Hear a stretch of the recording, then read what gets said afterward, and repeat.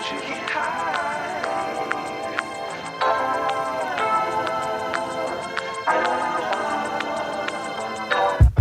praise the Lord, saints. Welcome back. Good morning, good afternoon, good evening, whatever time it is that you are listening to this.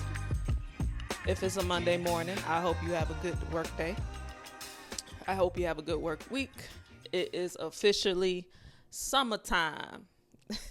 Officially summertime. Well, where it rains every single day in the summer in Florida.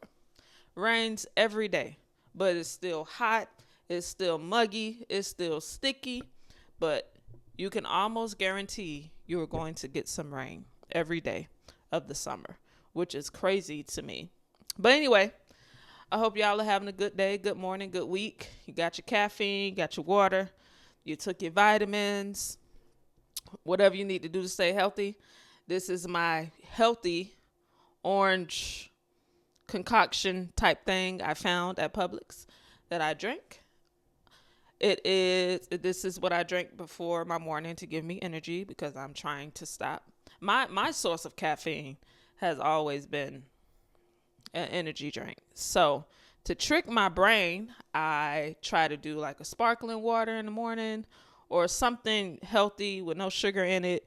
That's a healthy source of caffeine, maybe a green tea shot. I don't know, something. But I am trying to be a healthier me. So cheers to that. Cheers to that. But anyway, we are here for another week. I'm happy to thank you guys for tuning in again. I'm going to always thank you on every show. Thank you for tuning in on another episode of the Healing Exchange, where you have me, Jaquilla McFarley. I am in my workout clothes right now because I am going to go and work out right after this episode, after I'm done with this recording and talking to y'all. So yeah, hit like and subscribe if you're watching on YouTube. Hit the like button, subscribe, share it. You can share it. You can copy the link, share it to your social media, share it to your friends on a text message, share it to your group chat. I would love that. I would love for them to get what you're getting. And of course, I have a good one for you today. So no worries on that. If you're listening to me, if you're in the car, if you're working out, if you're walking, I know a lot of people do better with audio. So if you're on Apple Podcasts, Spotify, iHeartRadio, whatever it is, like the show, add it to your Rolodex. You can also share the audio. There's an option where you can share the link to share the whole platform so they can get all the episodes. Just share it, send it to your group chat, whatever you need to do. Go on Instagram. Go like our Instagram, healing_exchange. I do want to build that up. And also in the bio, you will see my private Instagram if you want to connect with me as well. But follow, I follow back. Follow the page, subscribe to the YouTube. Also go and follow me. You can follow me on TikTok is at Jaquilla MC. That has my name on it, where you can get personal and Healing Exchange stuff because it's all merged into one. Healing Exchange is me. I'm the Healing Exchange. So go on there, follow me. You can also add me on Facebook. Add me, follow me. I don't know how Facebook does it now. But go on there. It's just Jaquilla McFarley. I usually accept or follow back. So go on there, add me. Let's connect. Now, I want to get into this message, and y'all, I want you to get comfortable, whether you're in your car or at the gym or at the house. Get comfortable because this episode is going to be very, very raw. I'm real with y'all on every episode, but I'm going to get real about myself, about some of the struggles I've gone through. Every time God gives me a message, first of all, it's always from me first. He always whoops me with it, which is how it should be. You should never listen to someone who talks and preaches at you, but they don't apply it to themselves, because that will make them a hypocrite. I want to talk about the topic for this week, the war within. The war within. within ourselves, the war within. I'm going to be giving a lot of scripture references, and I don't know about y'all, but I love the whole Bible. But I love reading the stories, the stories about each character in the Bible, what they went through, what they got through, their family, their history. I love reading stories because I would like to believe that I'm a storyteller. I like to hear people's victory. I like to, maybe it's the psychology major in me. I like to know people's histories. I love documentaries. I love biographies. Like I'm a real deal, real time nerd. Like I like to know about people, documentaries. I like to know where you came from, your history, what led you up to this moment that you're in, how you got over, how you won, how you failed, obstacles. Like I don't like to watch biopics or movies about people's lives and they be skipping over what they've been through, or they skip over, because it's like, okay, is it really a story without you telling us your opposition or how you survived? Like, we want to know that stuff. So anyway, I want to start off with Romans 7, and we're talking about the war within. And when I say the war within, I'm going to be speaking about the war within our spirit and our flesh, because though they're going to always be at war. Let me preface this. Your flesh ain't going to never be satisfied. Your flesh ain't going to never be satisfied. You're going to always be at war. It's kind of like that angel and that devil. You know what I mean? When you want to do right, but your flesh be like, I want that cheesecake. And then the spirit be like, nah, you just told me you was going on a diet, bro. Like, nah, you can't have that. You can have it once a month, but you can't have that today. And it's just constant war, because the flesh wants what it wants. And that's just how it's going to be. The only thing you can do is be disciplined and discipline the flesh and tell your flesh no, but it's going to always want what it wants. So I want to talk about the war within the war with flesh and spirit. So let me slow down and get into this. Now, you can love God. You could love God. You could be walking upright, doing the right thing, doing everything right. And I'm not talking about being perfect, but some people are out here striving for purity, striving to be like Jesus, as they say, striving to do the right thing. But still, even in all that, the most upright, purest person they still struggle with temptation and desire, and temptation to want to do the wrong thing, because wrong feels good to the flesh. So even the most upright person, your best preacher, your best influencer, the good ones now. I ain't talking about the ones. I'm talking about the ones that you look up to. You listen to them on the regular. They have desires and temptations that are wrong, that are not like God, that they have to fight. What do you do when your spirit wants to do right, but your flesh wants to do wrong? That's what we're going to be talking about. What do I do in that situation? How do I fight? Am I fighting the right way? Am I fighting with God, or am I trying to fight it myself? Am I putting myself in environments where I know that's a weakness for me, or I know that I still struggle with that, but I go because I'm supposedly so strong and I'm going to fight it off, and I'm going off of my own strength instead of God's strength? What does dying to the flesh actually looks like on a daily basis? That's what we're going to talk about. So first, I really want to break down the difference between your flesh and your spirit. What is the meaning? What is your flesh and what is your spirit? So Galatians 5:17 says, "For the flesh lusteth against the spirit, and the spirit against the flesh." Meaning the flesh and the spirit gonna always be beefing. Always. There is no way, it is impossible for the flesh and the spirit to be on one accord. They're gonna always be beefing. The flesh is the part of me that wants what God told me to either wait for, handle differently, or surrender completely. So everything that the flesh wants is not necessarily bad in a sense. Some things are neutral, like I mentioned earlier about that dessert, like the cheesecake. I wanted cheesecake so bad, and let me tell you, on this health journey that I'm trying to do, cooking more at home and just hang with me because it's gonna get deeper. Cooking more at home. I made cabbage the other day and I ain't put no pork in it. Instead, I use beef and beef sausage, all of that, the cheesecake, all of that stuff is good in moderation. Just like sex, the lust is not lust in itself is not necessarily a bad thing, because when you get married, you gon' want that lust because you're gonna be lusting after your husband or your wife, and there's nothing wrong with that because y'all are married. So it's when our flesh wants things out of its context, out of boundaries, out of moderation. And then there are some things that the flesh wants that is bad for us. It could be a person.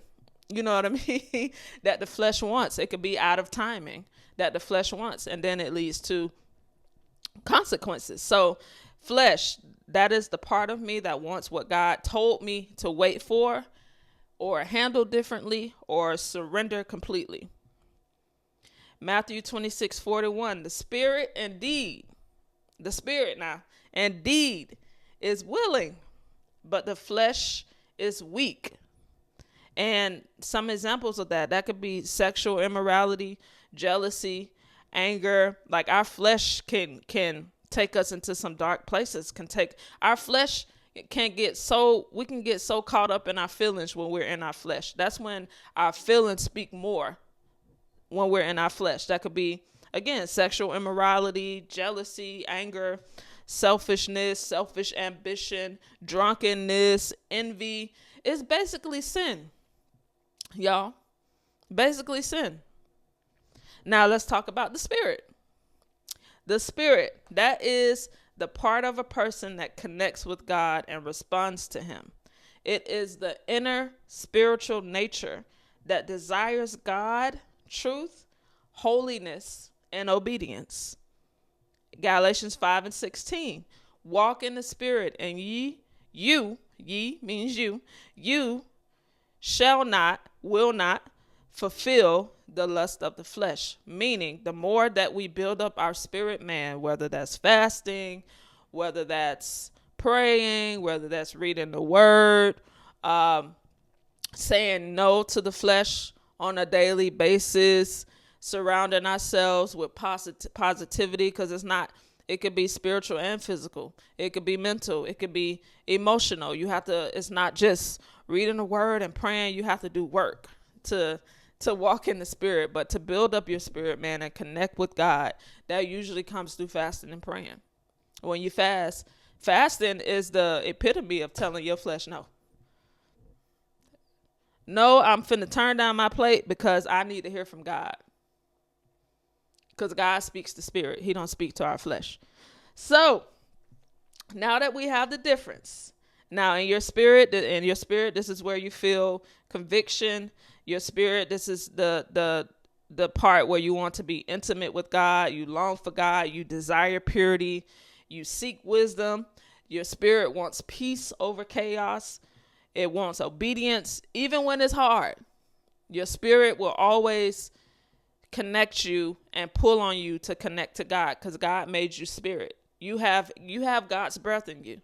God breathed his spirit in us, but it's wrapped up in this flesh. And this, we made of dirt. God made us from the dirt.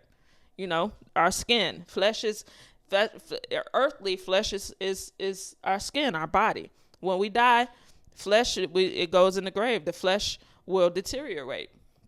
It goes back to the ground, but our spirit goes to God, because that's how he made us, first with spirit, then it's wrapped in flesh. So I want to talk about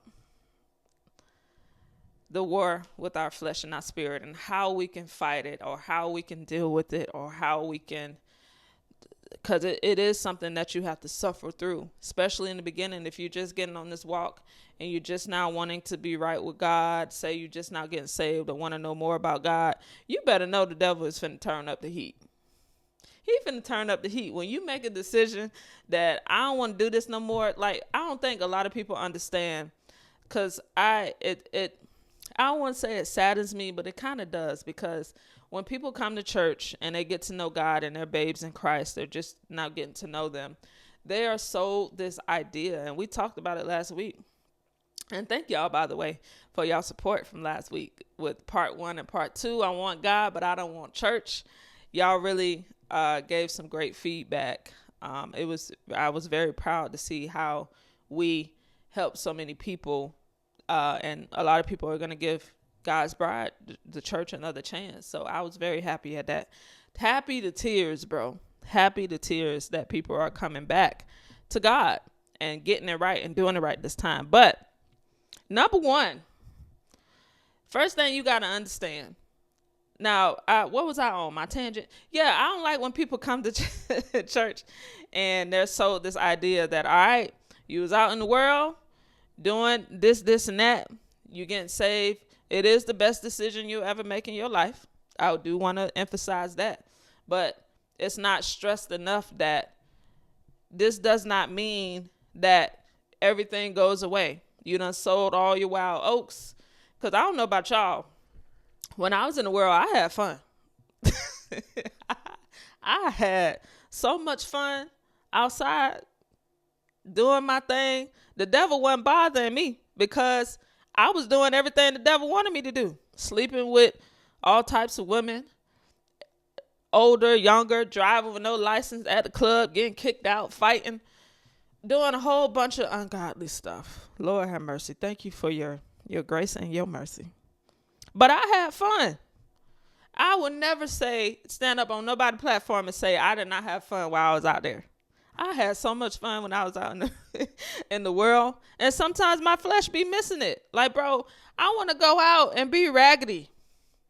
And that's what we talking about. You can't do that no more. God be coming to me like, no, Jaquilla, hey, come back. Go on over there and pray.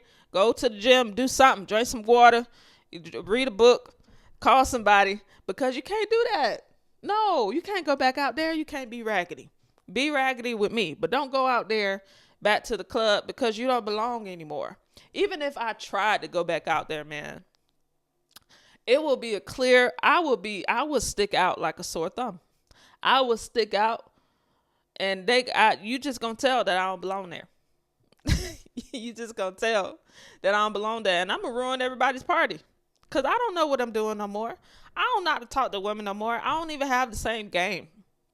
I don't know how to pull nobody. You know what I mean? I don't know how to do it no more. So, excuse my tangent. What I'm saying is, that shouldn't be, as much as it is the best decision of your life to go to God and seek God, we also should emphasize that, look, you going the opposite way the devil wants you to go. You ain't doing what the devil wants you to do no more. He finna try to persuade you to get back on his side. So your temptations and the lust and your flesh is going to be screaming more now, because you're used to being comfortable in your flesh and doing everything your flesh want to do. Sin. Now you're trying to build up your spirit, man. Your flesh is going to be screaming, and the devil ain't going to make that no better. He going to turn up the heat. So I just wish we were more honest. Anyway, so let's talk about this war we have between our flesh and our spirit.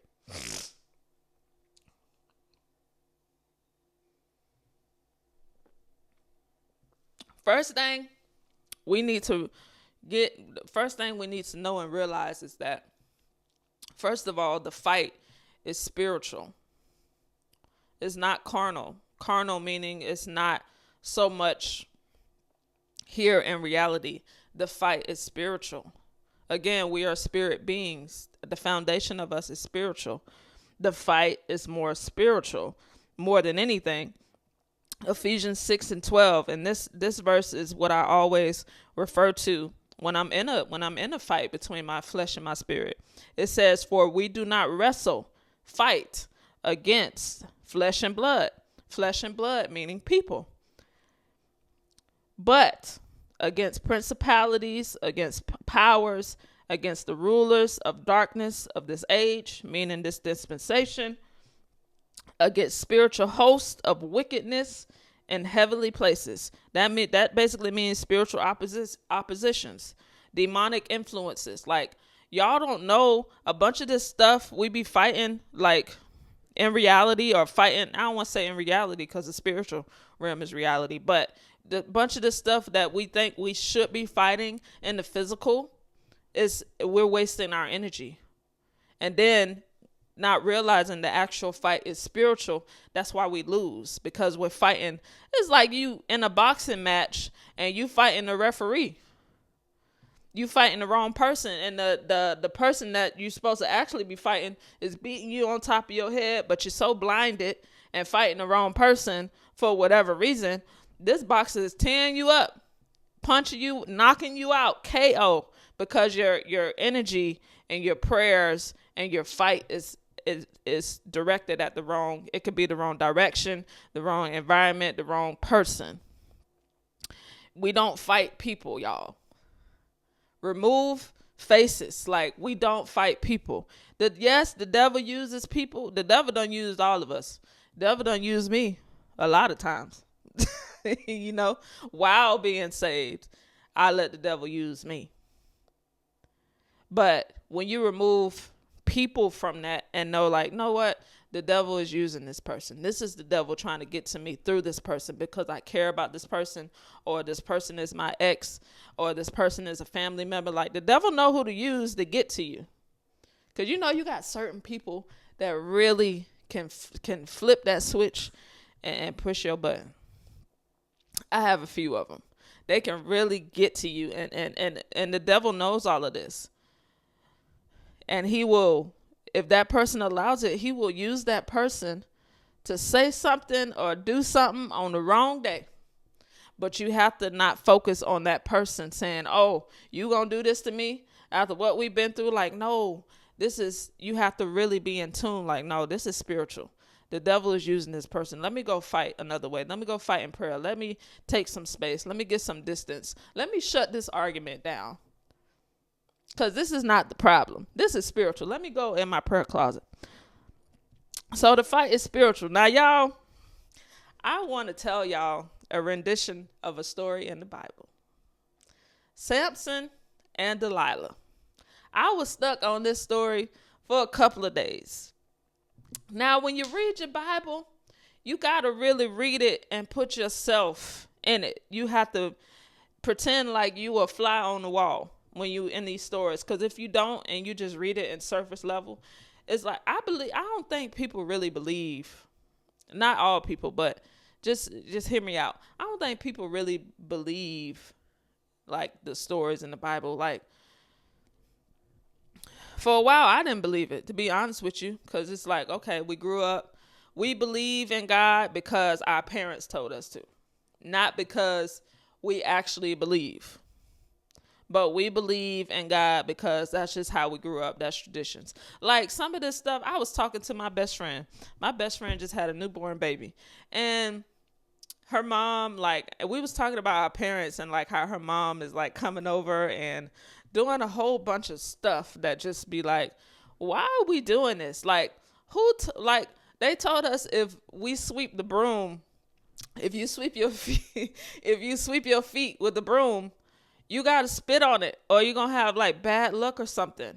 Or don't split the pole, or I think we all do this. Like, our moms told us, when you have a baby, don't bring the baby around another female if she's on her period because of this, and that. And it's like, and when I looked at that particular one, when I looked it up, nothing medically or anything happens, like medically, like doctor, because I'm a psychology major. There's nothing medically wrong with it. It's not in the Bible. It's just a superstition that somebody started generations ago that we keep doing. And me and my friend was like, look, I'm not doing it. Or they say, don't bring your baby outside before until after 3 months. Now I get the very, very, very, very, very beginning to not bring the baby outside. Because, the baby vulnerable. You don't want the baby to get sick. But I'm like, 3 months? Why? And you ask why, and they don't even know why. But anyway, believe in the Bible, bro. That's my point. Believe. If you're going to read it, believe it. Put yourself in it. Don't believe it because you go to a church and your pastor preacher. That's why if you only get in the Bible on Wednesdays and Sundays or whenever you have your Bible studies, if y'all have Bible study, or only on Sundays is the only time you know about the Bible when your leader or your pastor preaches it, do you really believe? How can you believe in something that you don't investigate or study? Just like when we vote, and this is not political because I'm not a political person, but the act of voting, if you vote for someone, hopefully I would think you studied the background, what they're going to do, their promises, their decisions, study their background, they ever been to jail, laws that they institute, things that they believe. You study this before you vote for it because you have to believe it. When you read the Bible, don't read it because, all right, I'm going to read it, it's my duty, because you're doing it out of law and out of duty, and that's not relationship. Like, I don't want you to feel like you have to be made to be in relationship with me. That's not a relationship. That's transactional. That's slavery. That's not relationship. So when you read, I don't even know why I'm saying this, but somebody probably need to hear it.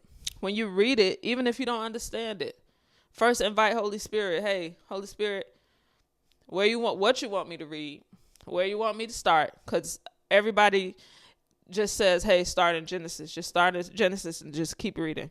That's not for everybody. God may want you to start in the New Testament so you can get an understanding before you go to the Old Testament and understand. So when you read, put yourself in the story. And that's what I did with Samson and Delilah. Now, I'm not going to read the whole thing, but I'm gonna go through the passage so I make sure I get the story right now. Samson and Delilah. Samson was a king. He asked God he had favor with God. He asked God to make him wise. He was the wisest, wealthiest king, very strong, had long hair, accomplished a lot. He walked with God. He was a very, very known, the wealthiest king up until this day, they say, as I do more research, because I'm learning with y'all, okay? Very wealthy, very strong, very wise, the wisest man in the world because of God. He asked for wisdom from God. So, this story is in Judges 16. Now, as y'all notice, I always put them footnotes at the end of every caption I put on these shows so y'all can study it and read it for yourselves. So make sure you go and read it and read the whole thing. Read the whole book of Judges because you need history before and after. So Judges 16, Samson and Delilah. And I'm sure y'all heard plenty of renditions of this story. And I'm going to read the NLT or the ERV, the easy read version. That's my favorite, easy read, because if it ain't, anyway. So, Samson and Delilah. Samson fell in love with this woman. Her name was Delilah. She was from a certain city, a certain valley.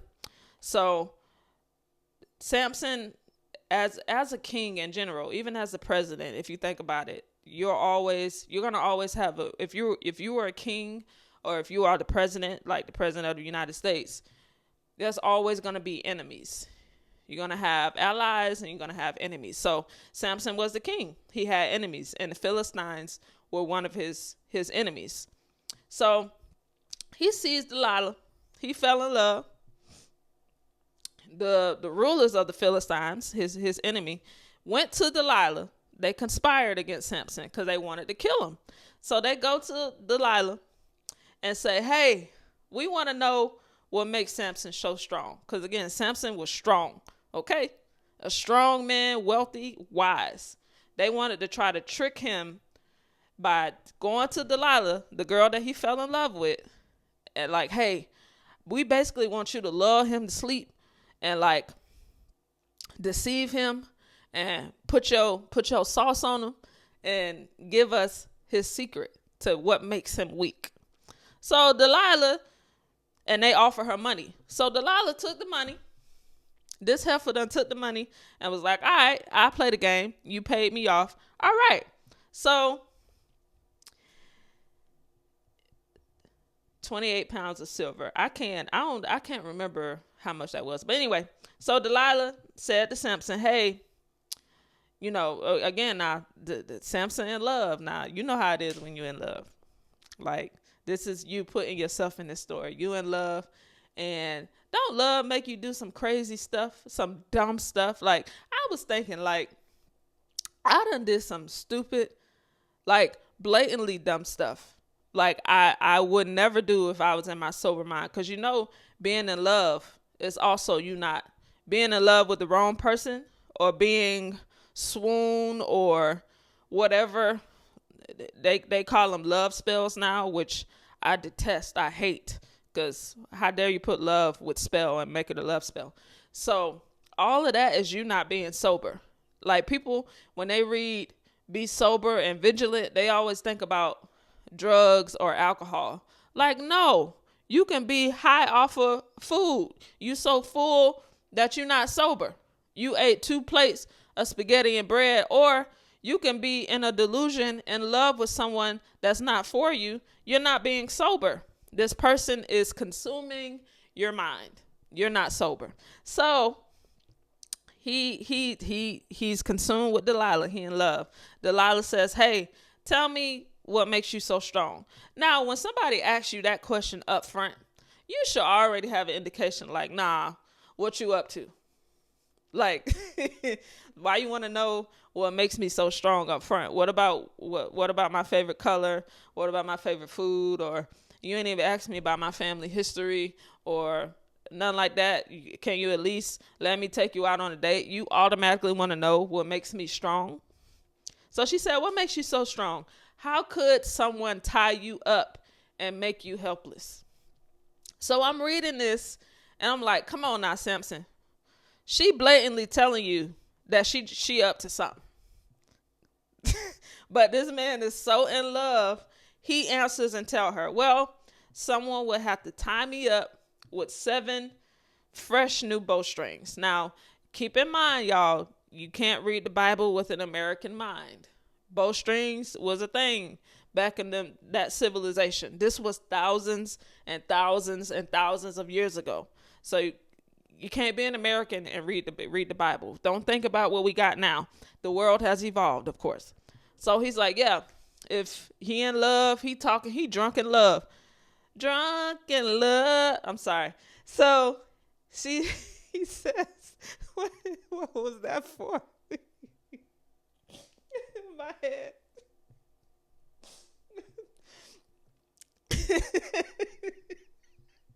Okay. Oh, Lord. How Beyonce get up there? Spirit? Flesh? No. Because I used to love that song. Anyway, I'm back. So, he tells her, hey, if somebody tie me up with fresh new bowstrings, I'll be helpless. So then she goes to tell the Philistines, his enemy, hey, bring these fresh new bowstrings. He said it'll make him weak and helpless. So the men started hiding in the other room. She ties him up. Delilah ties him up with the bowstrings while he sleep. Then the enemies, the Philistines, comes in the room, because remember, they paid her off. And then she gonna act helpless and be like, oh my God, Samson, the Philistines men are here to capture you. Like, she playing both sides now. But Samson, God gave him grace. God gave him a way of escape. He snapped them bowstrings, the bowstrings that supposedly made him weak. He snapped it. God stepped in, gave him a way of escape. He snapped them bowstrings, and the Philistines, they couldn't overcome his strength because Samson was so strong. He won. He got a way of escape. Then Samson goes back to Delilah. Now, don't judge Samson because we done did some of the same thing when we was in love, drunk in love with somebody, doing stupid stuff. God done showed us the red flags of this person trying to get you caught up. But you shaping them red flags into red hearts. So Samson goes right back. So Samson and Delilah, they right back together. Delilah, this heifer gonna tell him and try to flip it on him and manipulate him and be like, you lied to me. You made me look bad. Manipulative and divisive. That's what sin does, y'all. That's what sin does. I remember I was dealing with this guy, the very first guy I dealt with. And when I started loving myself and, coming into myself, and because he was grooming me from 19. And I will always, I had low self-esteem. So, but when I started getting older, dealt with this guy for like 10 years. Started getting older. When I started saying no, like, no, I don't want to do it. He would always turn it on me like, oh, why you being immature? You being a little girl. Oh, you would have did it. It wasn't no problem 2 or 3 years ago when I first met you. Oh, you always trying to play the victim, tell me what I'm doing, just being deceptive because I said no, and he didn't get what he wanted. That's what Delilah was doing. Getting mad at Samson, saying, oh, you lied to me because she didn't get what she wanted. So she said, tell me the truth. How could someone tie you up? Samson, dummy. Yeah, notice Samson was being dumb in this story because he was entertaining something God didn't want him in. So he didn't have God's wisdom. Him being drunk or not sober and vigilant took away God's favor, God's wisdom that God gave to Samson. Samson was the wisest man on earth, and he was being dumb because he didn't have God. So Samson said, someone will have to tie me up with new ropes. They will have to tie me up with ropes that have not been used before. If someone did that, I would become weak. Because again, they're trying to make Samson weak. The Philistines want to make him weak so they can kill him. This is his enemy that she's conspiring with to kill him. So Delilah goes and take new ropes, ties Samson up. He had to let this woman tie him up. He is the strongest man ever. So if she tied him up, he let her tie him up because he's so drunk in love. So the Philistines, the enemies, were hiding. Delilah came up after she done tied him up. Samson, the Philistines are out there. They're trying to capture you. So Samson, got away. God gave him grace and a way of escape. Samson got away again and he won. So then Delilah goes to him again and was like, you lying again. Like, why you keep having me out here looking like I'm a fool? Like, why you keep lying to me? Now, this is me putting myself in the story. This is me being a fly on the wall. So she's like, Samson, please stop lying. Tell me how a person can make you weak. Samson, big dummy. This is the third time now. I'm like, okay, Samson, the third time, that means that love spell, you was real drunk in love, because after 3 times, you gonna do the same thing. And don't judge him. You done did it before. I done did it before. Just being dumb. Just being stupid. This is what sin makes you do. When you entertain it for too long, when you stay in it, it gets harder and harder to pull away. Each time you go back, it gets harder and harder to pull away from it. So Samson tells her a third thing.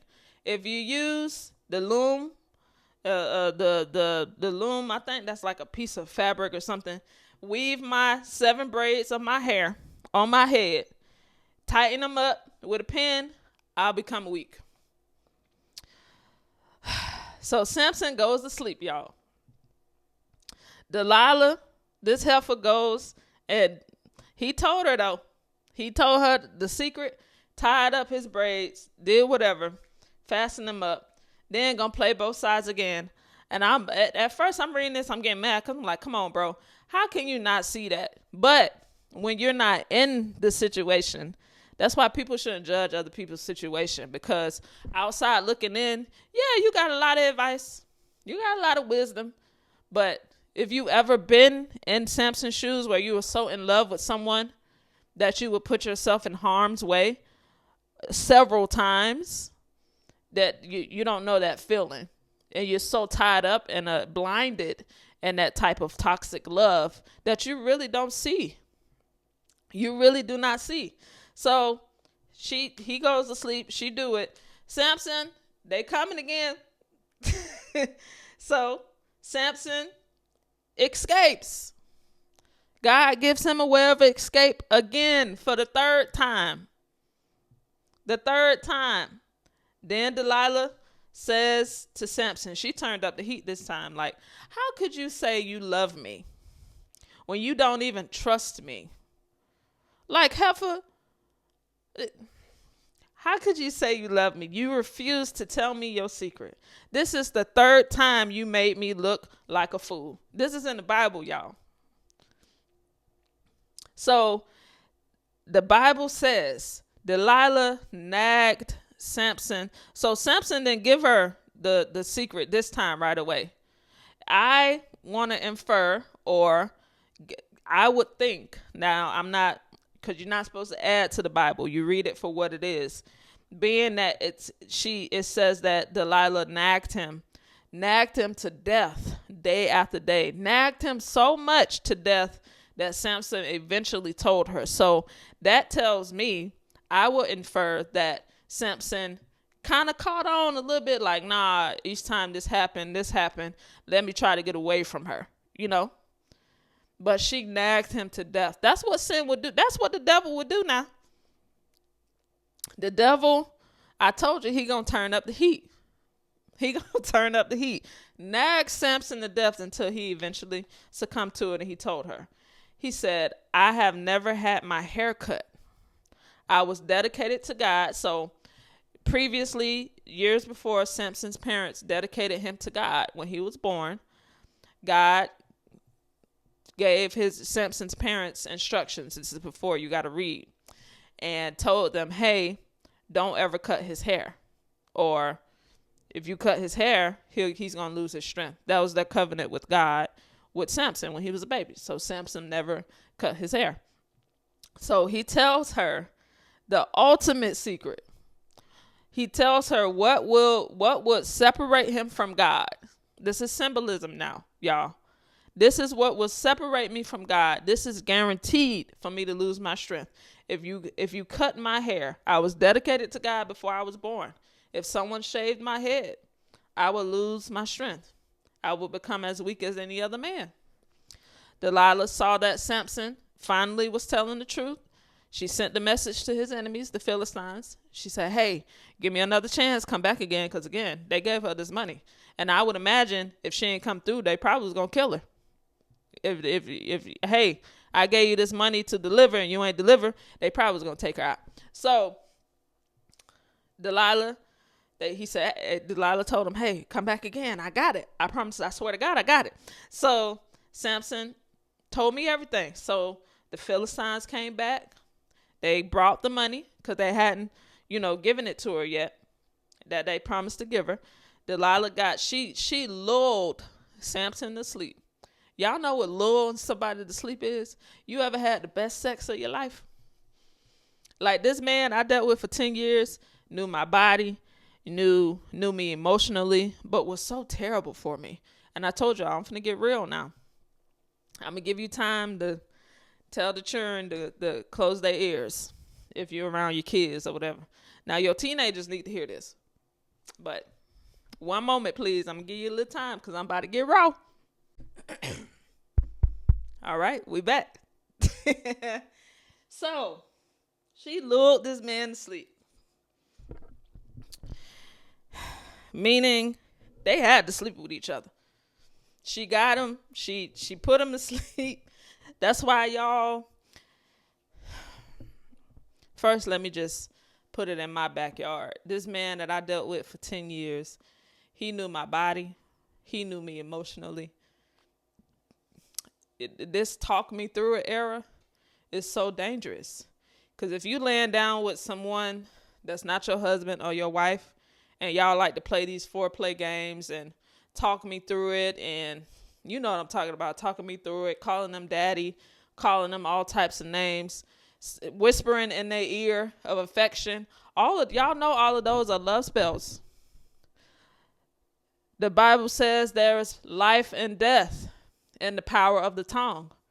So you wonder why you can't get over these people you done slept with, or why you can't get disconnected from these soul ties. It's because you're doing marital undefiled things with a person that you're not married to. That causes you to be tied to them, which is why God don't want that to happen outside of the confines of marriage. We think God give us these, y'all call it rules and commandments and things, and tell us what not to do. Y'all think God does that for him. It's like, no, the Bible says sexual immorality defiles you. God is protecting you. So all of this new stuff we doing, talking you through it and all of that, just keeping you connected and keeping you tied and interwoven with that person. And I fell victim to it. I've done it. It's been done to me.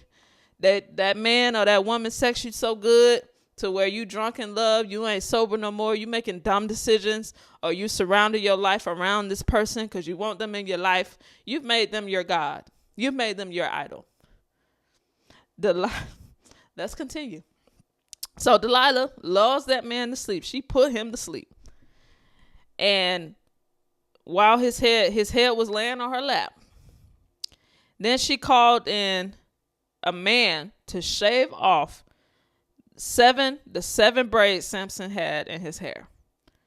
And this way she made Samson weak, and his strength left him. Then Delilah called out to them, "Hey, Samson, the Philistines, they here to capture you again." And I'm sure by this point, Samson was like, "Oh my God, I done did it again." He woke up and thought, "I'll escape like I did before. I'll get free." Just like sin, when you get away with it once, that is the danger of sin. The danger of doing something you ain't supposed to be doing. When you get away with it once, you feel like you can keep getting away with it again. That you're roaming free. He said, "Hey, I'll get away from them again like I did before." And this time, when he tried to escape, the Lord had left him. Because it says he woke up and thought, "I'll escape as I did before and free myself." But Samson did not realize, he did not know that the Lord left him. God's grace ran out and left him. And the Philistine men was able to capture him. And they tore out this man's eye. These are the consequences. They gouged out his eye. Took him to one of the cities, put him in chains. The king now put him in chains to keep him from running away. He was in prison working like a slave. All because of this decision he made. The Philistines came together. They celebrated because they defeated him. They mocked Samson. They picked on him. They put him in the middle of their god, one of the idols. They served a god named Dagon. Put him in the middle and mocked him and teased him in front of 3,000 people. They captured him. And they put it on, and you know what? They mocked God because it says here that our God, little g, has helped us capture Samson. So Samson brought shame to the big G God from his decision. They're thinking our idol defeated your God, so your God ain't real.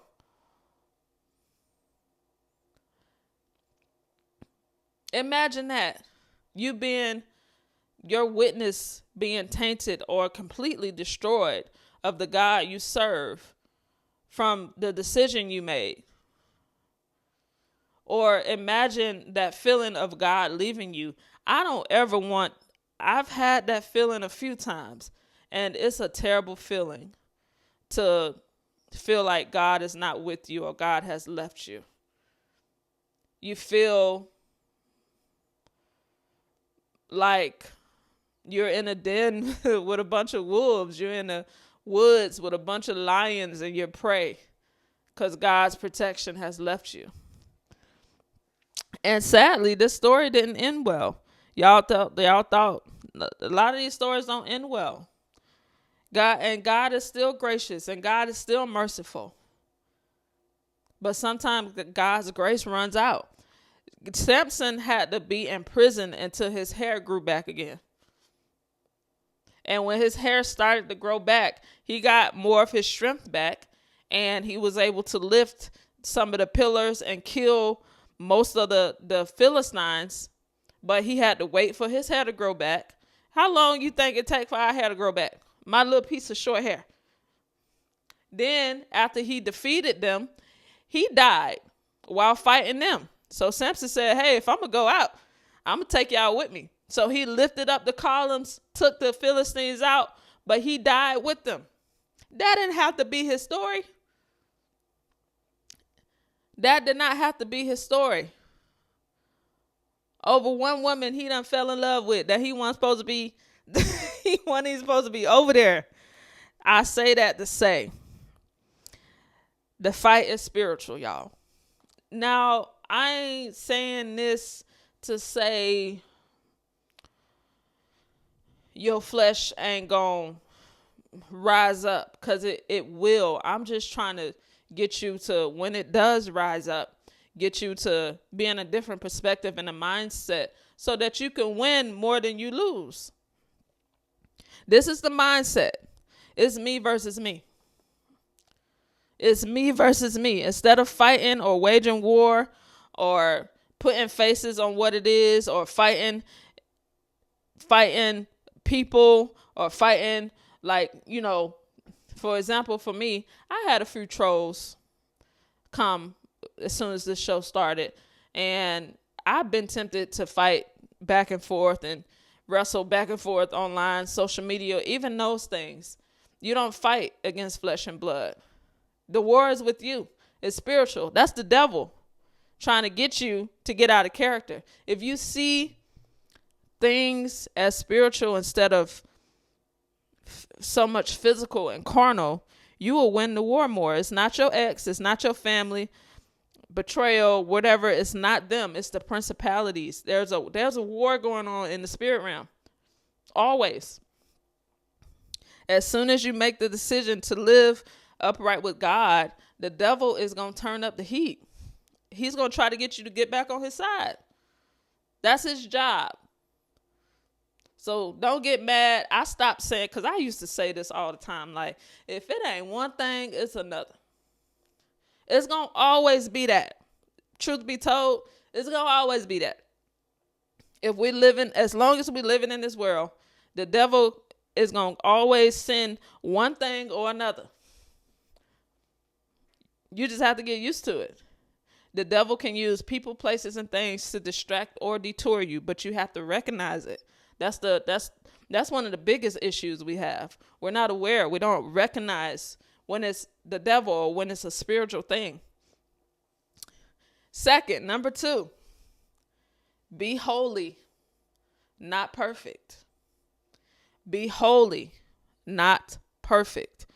What is holiness? Now, how I grew up, you know, my grandparents were pastors, raised by my grandparents, raised in the church, been in church all my life. Holiness was presented to me as outer appearance. I had to wear a dress. I couldn't wear pants in church. No lipstick, or you was a Jezebel, or you can't do this, this, and that. You got to lay at the altar. You can't have no temptation once you get saved. Like, you better not be looking at that woman, or you better not be lusting. You know, They made holiness be as if like temptation and lust just leaves you. Like they made holiness almost impossible to be and live. But I study holiness myself. It ain't outward appearance. It ain't being exempt from temptation or lust or sin.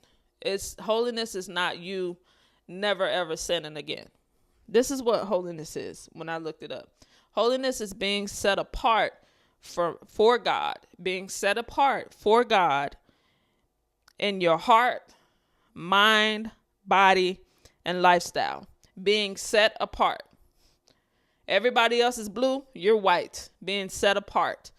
When you set something to the side or set something apart, when I'm seasoning up some chicken, I'm putting it aside for a specific reason. I can't put this back in the freezer with other meat. I have to set this aside. I'm sorry, that was the only example I had in the moment. So, holiness is not the absence of temptation. It's choosing God in the middle of the temptation. Again, holiness is not the absence of temptation. It is choosing God while in the middle of temptation. And I summed all that up, like righteousness and holiness. All that is mastering me. Who am I in God and mastering that? I'm mastering me. But how can you master you without the temptation, without the lust? You know what I realized now with deliverance, when you come to God, there are some things God takes away instantly. And some things he don't take away instantly. It's a process. I realized that because as well as deliverance, I grew up thinking that when you're delivered, you don't never deal with it no more. But that's not the truth. Deliverance is not a one-way shop. It's a process. And sometimes God don't take certain temptations or things you struggle with away right away because he wants to keep your dependency in him. Like y'all, I say this all the time with no shame. I used to date women. I love women. Used to be in lesbianism heavy, homosexuality heavy. God didn't take that. Now there's some things he did take the taste out of my mouth for when I got saved for real. But this specific thing, it didn't go away necessarily. I just learned to manage it. I just learned to depend on God when the temptation comes. Yes, there were some days where I lost, but I got back up and God was still there.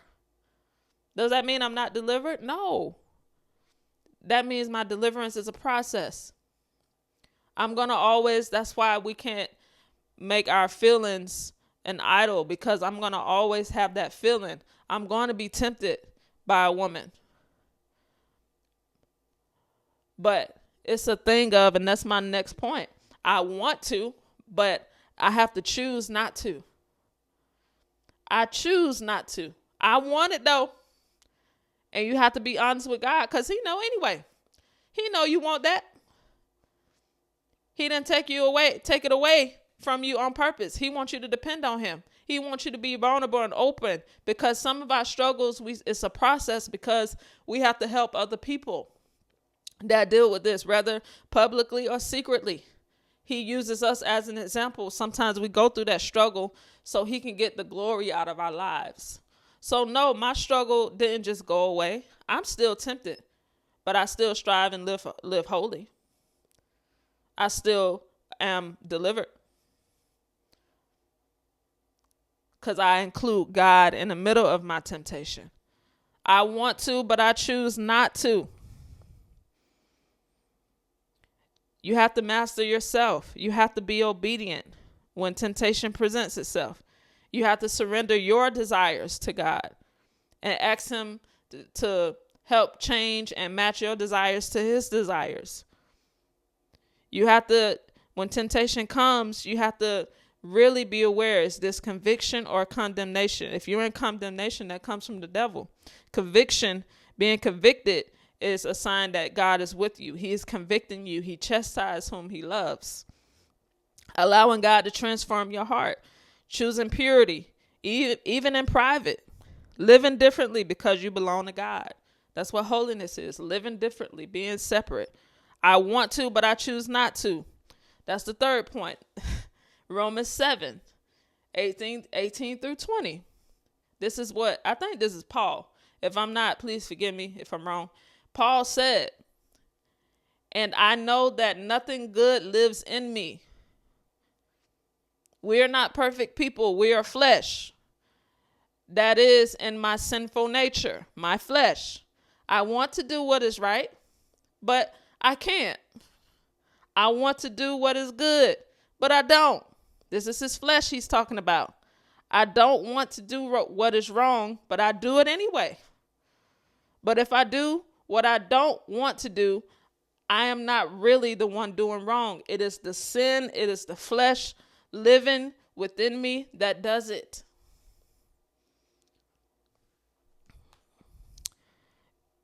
It's a when I talk about I want to, but I choose not to, y'all, it's a choice. Samson chose all 4 times to go back. It is a choice. Feelings are unreliable. Momentarily, feelings can have you making temporary decisions that can detour your life, delay you. Ultimately, Samson died for those temporarily in love, drunken love feelings. But he made that choice after God gave him a way of escape 3 times, y'all. God, that's grace. That's mercy. David, another example, David and Bathsheba. Now, y'all, this story is funny because David, he was a king. Kings usually go to war with their army. On this particular day, David decided, I ain't going. I want to stay home. I ain't going with them today. Now, David didn't go looking for sin, but he was out of his purpose. He should have been out there fighting with his men, but he decided to stay home because he just didn't feel like it. Inference. He walking on the roof of his house, his palace. He looks over and sin found him. Sin slapped him in his face. He walking on, he minded his business. Looks over. Oh my God. Who is that? Bathsheba over there taking a bath. She minded her business. Because what you doing on the roof anyway, bro? On the roof, you can see everything. And, you know, again, back in them days, they ain't have walls and like we have now where we can enclose ourselves and we can shower in private. This is back in civilization where everything was open. He on the roof. What you up there anyway for? And why you home? Notice Bathsheba taking a bath, naked. What? We naked when we bathe now. So she had to be naked. He like, oh my God. That is modern day porn now. He was watching porn. It don't look like how porn look now where we can go on our phone. They ain't have that back then. But that was porn. He go and ask the guard, like, oh my God, who is that? Oh, that's Bathsheba. That's I think it's Uriah. That's his wife. Uriah is in battle. Uriah is one of the men, one of David's army men. He doing what he's supposed to do. He said, oh, bring her to me. Choosing now. He made a choice. Because you got eyes you can see. You know, if I see a woman walking down the street and she my type, I ain't gonna lie, I might look. But still, it's I want to, but I choose not to. I'm not finna go and play and try to get that girl number. I'm not doing that. So, the guard brings Bathsheba. They sleep together. He fell to it. They sleep together. She goes home. Next day, whatever, that time went by. She sends a message. Hey, David, I'm pregnant. And David's like, oh, it ain't mine.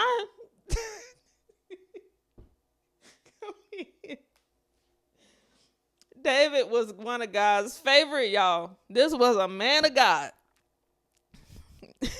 It ain't mine. So David then becomes divisive. He said, all right, this is what I'm going to have to do. This was sin. Sin will have you doing some crazy stuff to try to hide it. You got to do some unique things, lie, manipulate, deceive to try to hide it. Because I'm the king. I can't let I got to hide from this. People can't know. Not knowing that God knows. He saw the whole thing. So he's like, all right. So the man came back from battle. He brings Uriah over. Hey, what up, bro? How was battle? Having small talk. It was good. He fed the man. And he's like, all right. He trying to convince Uriah, Bathsheba's actual husband. All right, you should just go home and chill and just lay with your wife and chill out. You did a good job, bro. Uriah was like, nah, it's not the time for that. The men are outside in tents getting prepared for battle. He's like, no, I'm going to go be with the men, my army, my duty. So David gets Uriah drunk. He get this man drunk. Like, surely he going to go sleep with her now. Uriah gets drunk, fell asleep at the door outside. Still didn't go home. So David was like, oh my God, this man's still not going home. So David did the last desperate thing. He tells his men, put Uriah on the front line. So it is a guarantee Uriah is going to get murdered. Now, Uriah had nothing to do with this and your sin and your choices. But because of your choices, now you're making people collateral damage. You did wrong. That's that man's wife. But he put Uriah on the front line, had that man killed. Bathsheba is tore up. She mourning her husband. A couple of days later, he brings Bathsheba and marries her before she starts showing and everything, because I got to protect myself of how I look. And then God brought consequence. God wasn't pleased with David. Bathsheba has the baby, but God put illness on the baby, and the baby died. Consequence. So you can't just be out here sinning and think there ain't no consequence. Yeah, God forgives you, but you're going to reap what you sow. It's going to come back around, and you going to feel it. Consequence, bro. And that brings me to the last point. Do something. Most of the time, or half the time, or whatever time, everybody's different. I know with me, half the time I done sinned or did something, it was just because I was bored or because I was out of purpose. Hence David. He bored walking on the roof. Well, how you end up on the roof, bro? You supposed to be out there fighting. Most of the time we sin because we bored. I was sitting with a couple of women, and they were talking about their addiction to pornography, because I used to be addicted to it, and or masturbation. It goes hand in hand. And you got to get to the root of the issue. It's not porn. It's not the root. They admit it, like, hey, I'm lonely. And when I get lonely, or first they said I was bored, I'm in the bed. Then I got lonely and I was looking for comfort.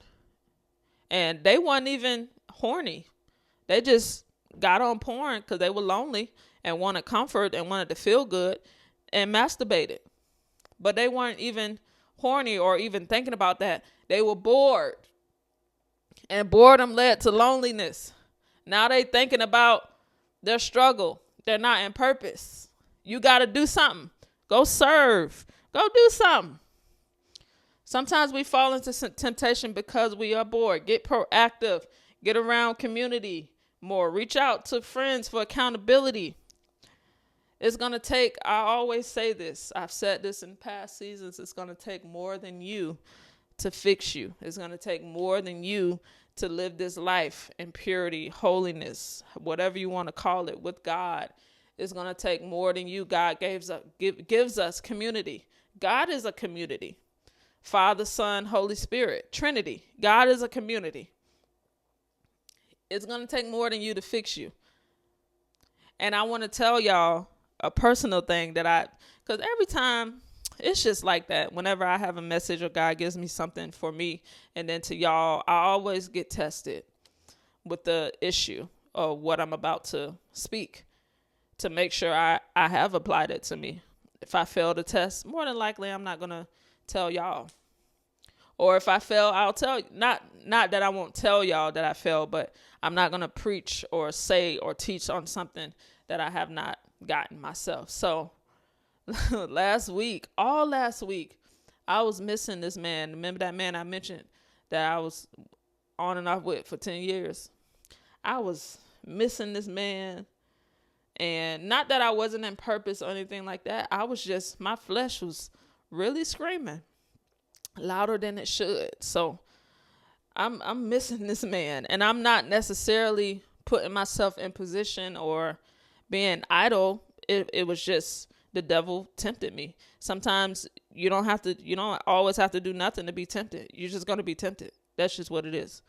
Temptation will find you. And I was like, I know this man is not good for me.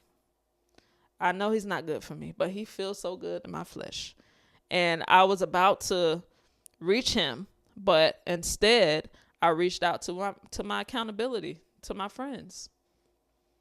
And I told myself no. They reminded me of why he's no good for me. Prayed. We laughed about it. And I didn't reach out. Y'all, the very next day, there was a reward for me. A call I had been waiting for a couple of days, even like a week, came the next morning.